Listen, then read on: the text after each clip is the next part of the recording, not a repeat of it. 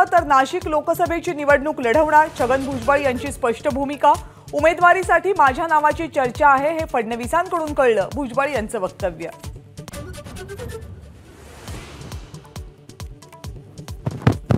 विजय शिवतारेंचं बंड झालं थंड, पुरंदरमधून सुनेत्रा पवार यांना 1.5 लाखांचं मताधिक्य मिळवून देणार, शिवतारेंचा निर्धार।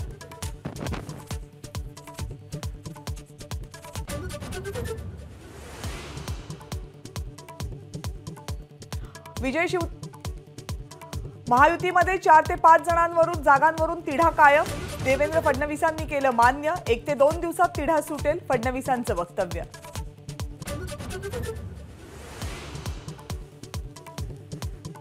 काँग्रेसचे ज्येष्ठ नेते शिवराज पाटील चाकूरकर यांच्या स्नुषा अर्चना पाटील चाकूरकर भाजपमध्ये, देवेंद्र फडणवीस आणि चंद्रशेखर बावनकुळे यांच्या उपस्थितीत पक्षप्रवेश।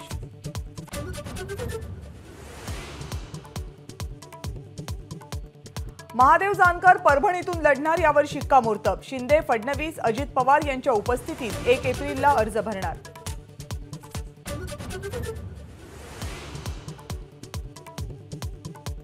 अंबादास दानवे ठाकरे गटातच राहणार, भाजपमध्ये जाणार असल्याच्या बातम्यांचं दानवेंकडून खंडन, 2 ते 3 वृत्तवाहिन्यांवर मानहानीचा खटला दाखल करणार।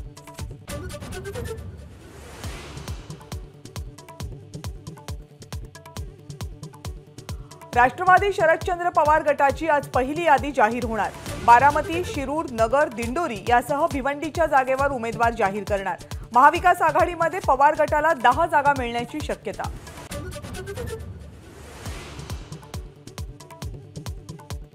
केंद्रीय मंत्री नितीन गडकरींचा नागपूरच्या गल्लीबोळात प्रचार सुरू, भारत माता चौकातून प्रचाराला सुरुवात।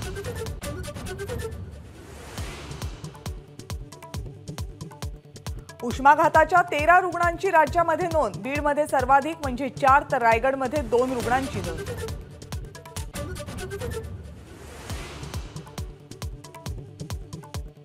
साताऱ्यातल्या बावधनमध्ये बगाड यात्रेचा आजचा मुख्य दिवस, हजारो भाविकांची उत्साहात उपस्थिती।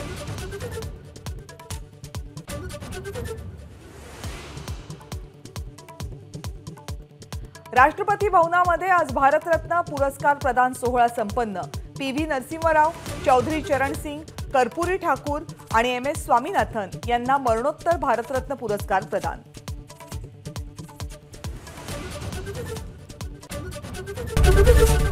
एबीपी माझा, उघडा डोळे बघा नीट।